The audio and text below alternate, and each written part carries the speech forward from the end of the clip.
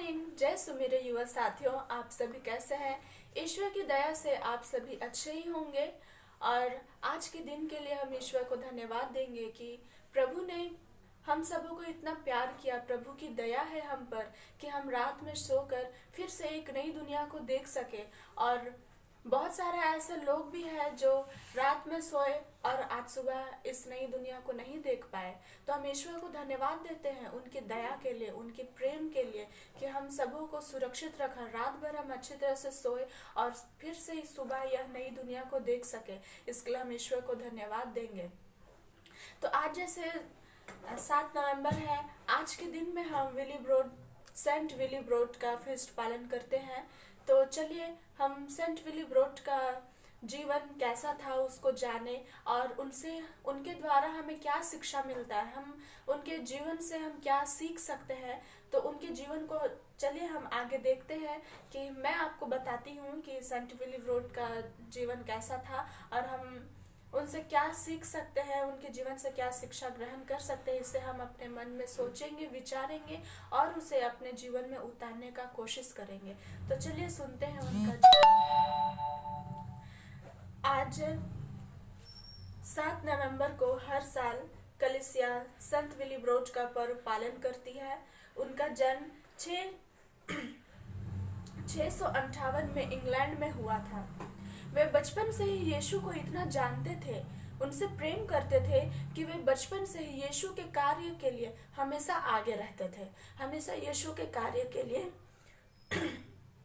कभी भी पीछे नहीं हटते थे। वे यीशु के कार्य को बचपन से ही करना पसंद करते थे और उनके कार्य के लिए अपना जीवन को बिताते थे, अपना जीवन, अपना समय को यीशु के कार्य के लिए देते थे।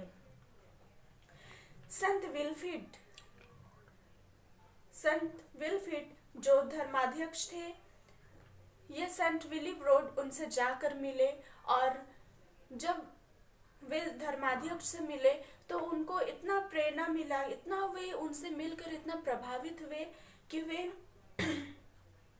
बेनेडिक्टाइन धर्म समाज में अपने जीवन को प्रभु के कार्य के लिए समर्पित कर दिए।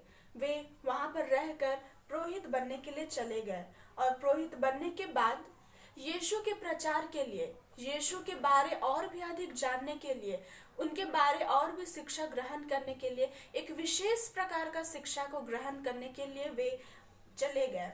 और जब वे धर्म का शिक्षा को प्रचार करने के लिए जब वे अपना शिक्षा ग्रहण करके वापस हुए, तब वे चाहते थे कि वे जो स्वतंत्र रूप से जो यीशु के कार्य के लिए जो शिक्षा को ग्रहण किए हैं, यीशु के बारे वे जो जाने हैं, उसे वे अपने अंदर रखना नहीं चाहे। वे ऐसा नहीं चाहे कि मैं जो यीशु के बारे जाना, मैं जो यीशु के बारे शिक्षा ग्रहण किया, उसे मैं और किसी को नहीं बताऊंगा, बस मैं अपने ही अंदर रखूंगा। नहीं, वे ऐसा नहीं चाहते थे। वे चाहते थे कि जिस प्रकार वे स्वतंत्र रूप से यीशु के बारे शिक्षा ग्रहण किए, यीशु के बारे जाने, उसे और भी लोगों के बीच में उस यीशु के बारे बांट सके, यीशु का प्रचार कर सके और यीशु के प्रचार करने के लिए वो भी स्वतंत्र रूप से कर सके।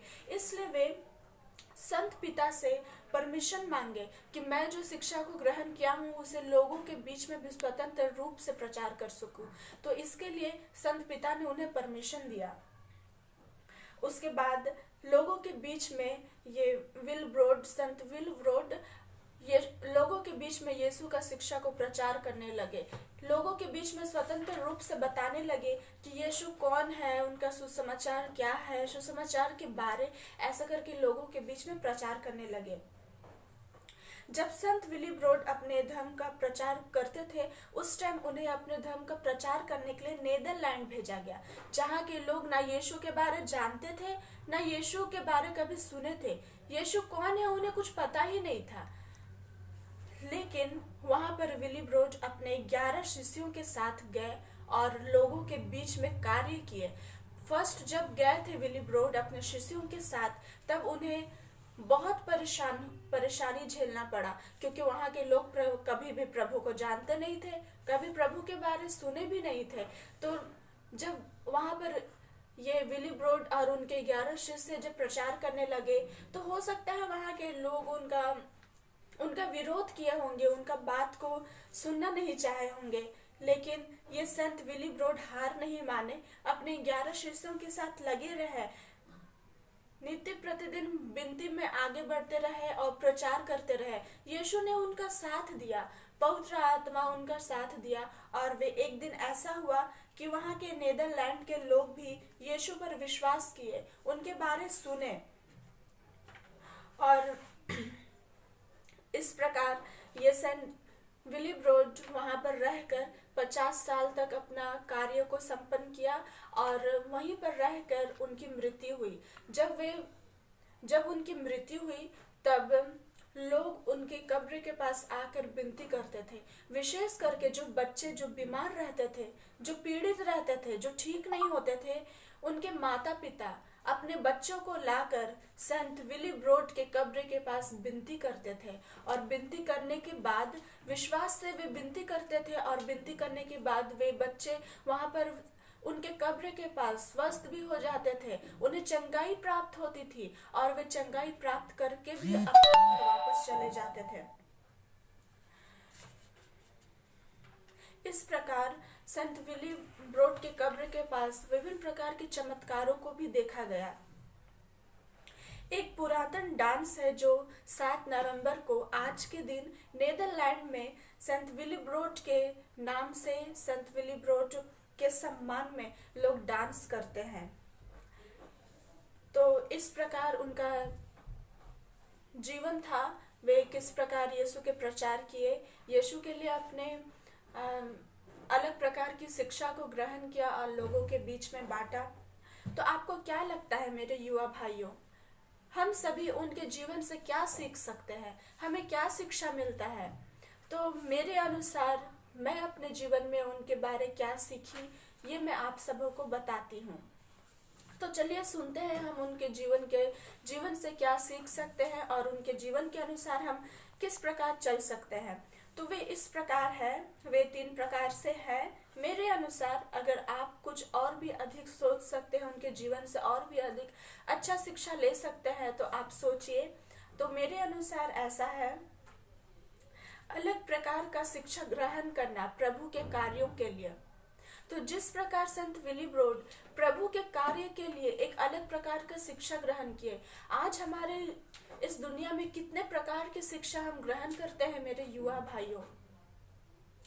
हम बीए पढ़ते हैं, बीएड पढ़ते हैं, पीएचडी करते हैं, डॉक्टर का डिग्री ग्रहण करते हैं, पर क्या हम में से कोई ऐसा है कि प्रभु के कार्य के लिए हम एक अलग प्रकार का शिक्षा ग्रहण करें? मतलब एक अपने बाइबल पढ़े, बाइबल का एक एक वर्ड को जाने, एक एक सुसमाचार का मतलब को जाने, ताकि हम लोगों के बीच में यीशु के बारे बता सके। क्या आज हम 1 घंटा भी बैठ के यीशु के बारे, यीशु का बाइबल, उनका सुसमाचार को पढ़ते हैं? ऐसा नहीं। लेकिन हम अपने डिग्री पाने के लिए, अपने जॉब के लिए विभिन्न प्रकार का ट्रेनिंग, विभिन्न प्रकार का पढ़ाई को हम करते हैं। क्यों? ताकि वो पढ़ाई करने से हमें जॉब मिलेगा, नौकरी मिलेगा, पैसा आएगा, हम उससे ऐश कर सकते हैं, बड़ा बड़ा घर बना सकते हैं। लेकिन यीशु के प्रेम के लिए, यीशु के प्रेम के लिए, यीशु को जानने के लिए हम उनके बारे 1 घंटा भी बैठ के नहीं पढ़ते हैं। और दूसरा इस प्रकार है, कठिन परिस्थिति में सामना करना, प्रभु के साथ जुड़ा रहना और विश्वास करना। क्या हम कठिन परिस्थिति में, अगर हम यीशु के बारे कहीं पर किसी को बता रहे हैं, अगर वहां पर कुछ परेशानियां आई, जिस प्रकार संत विली ब्रोड अपने 12 शिष्यों के साथ नीदरलैंड में गए, वहां के लोग यीशु के बारे नहीं जानते थे, ना उनके बारे कभी सुने थे और ना ही कुछ जानते थे, यीशु कौन है कुछ नहीं जानते थे। लेकिन भी संत विली ब्रोड अपने 11 शिष्यों के साथ नीदरलैंड में सामना किए। हो सकता है वहां पर लोग उनका कितना विरोध किए होंगे, उनके बारे यीशु के बारे सुनना नहीं चाहते होंगे, कुछ भी ऐसा। लेकिन भी संत विली ब्रोड वहां पर सामना किए, कठिन परिस्थिति में यीशु से विनती किए, यीशु पे विश्वास किए और अपने इस काम से नहीं हटे, वे डटे रहे। यीशु के प्रति प्रेम को लोगों के मन में जगाए, लोगों को यीशु को जानने का प्रयास किए, मदद किए ये लोगों को, ताकि वे आगे बढ़कर यीशु को जान सके, यीशु के प्रेम को पहचान सके।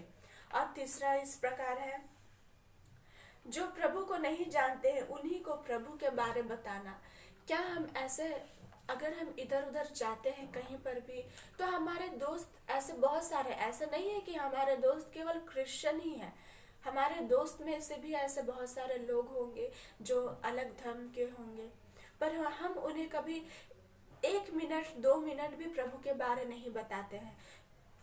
हम उन्हें अपने प्रभु के बारे बताना नहीं चाहते हैं कि हमारे प्रभु हम सबों को कितना प्यार किया, क्योंकि संत योहन के जो सुसमाचार है उनमें 3 अध्याय का 16 से 17 में प्रभु यीशु पिता ईश्वर हमसे कहते हैं, ईश्वर ने इस संसार को इतना प्यार किया कि उनके लिए अपने इकलौते पुत्र को अर्पित कर दिया, जैसे जो कोई उसमें विश्वास करता है उसका सर्वनाश ना हो बल्कि वे अनंत जीवन प्राप्त करे। पिता ईश्वर ने ये नहीं कहा कि मैं केवल क्रिस्तीय भाई बहनों को प्यार करता हूँ, उसने ये कहा मैं पूरे संसार को प्यार करता हूँ। पूरे संसार के लोग, ये नहीं कहा कि बस क्रिस्तीय लोग, वे कोई धर्म को लेके नहीं कहा, कोई क्रिस्तीय लोगों को लेके नहीं कहा, वे उस पिता ईश्वर ने कहा कि पूरे संसार के लोग, जो कोई मुझ में विश्वास करे वे अनंत जीवन प्राप्त करे। मैं पूरे संसार को प्यार करता हूँ, पूरे संसार को इतना प्यार करता हूँ कि अपने लिए इकलौते पुत्र को अर्पित कर दिया, तुम लोगों के लिए, तुम्हारे प्रेम के लिए। तो पिता ईश्वर ने केवल कैथोलिक कलीसिया के लिए मैं अपने इकलौते पुत्र को अर्पित कर दिया, ऐसा नहीं कहा। पिता ईश्वर पूरे संसार से प्रेम किया। तो क्या हम दूसरे भाई बहनों को यीशु के बारे, यीशु के प्रेम के बारे 5 मिनट, एटलीस्ट 2 मिनट, हम क्या यीशु के बारे, पिता ईश्वर के बारे हम उनको बता नहीं सकते? क्या उनके प्रेम के बारे हम दूसरों को बता नहीं सकते हैं कि पिता ईश्वर ने हम सबों को, इस संसार को कितना प्रेम किया? तो चलिए मेरे क्रिस्तीय भाई बहन और मेरे युवा साथियों, हम अपने मन में विचार करें कि हम कैसे इस सेंट्स के जीवन को जानने के बाद हम अपने जीवन में क्या उतार सकते हैं, हम इस सेंट से क्या सीख सकते हैं, क्या शिक्षा ग्रहण कर सकते हैं, और हम किस प्रकार यीशु के प्रेम में आगे बढ़ सकते हैं, हम अपने आप को किस प्रकार तैयार कर सकते हैं यीशु के लिए, यीशु में हम किस प्रकार आगे बढ़ सकते हैं, उनका सुसमाचार को, उनकी शिक्षा को किस प्रकार लोगों के बीच में प्रचार कर सकते हैं। तो चलिए मैं अपना यहीं पर विराम रखती हूँ और आप सबों को धन्यवाद और जय यीशु।